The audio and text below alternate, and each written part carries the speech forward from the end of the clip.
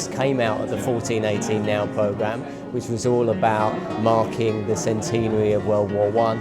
But in the same way that in 1919 things had to move on, in the same way in 2019 things had to move on. And the question of peace is as big now as it ever was then. So it's great to see the students really taking that on board and considering what they feel about the issues.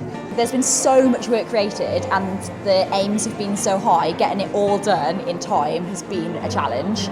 For some students, I think for some young people, to actually embrace the concept of something like peace is quite challenging because quite often they're driven by sort of darker subject matter.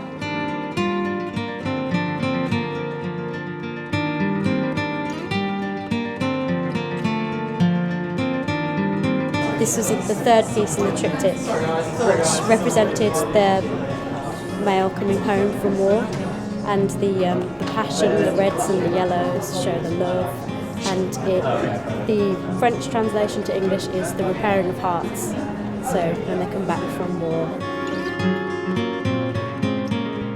I was actually really pleased because I haven't done oil painting before. This is my first project doing it.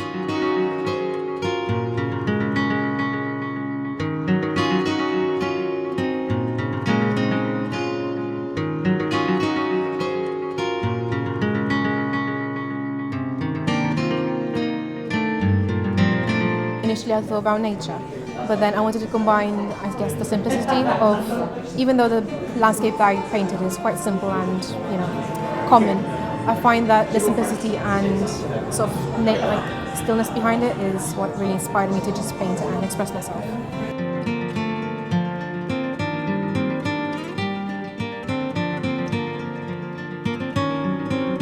It's all custom made.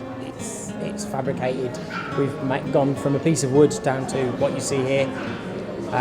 It's all been soldered, it's all been wired by the students. We expected it to have a lot of response with children, but it's been really pleasing to see the response to adults as well.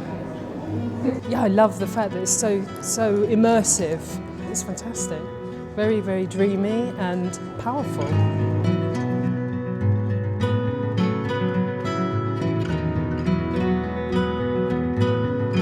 Ultimately, this is a programme that's about creative skills, and the skills of creativity are regarded as one of the most key attributes for people going forward.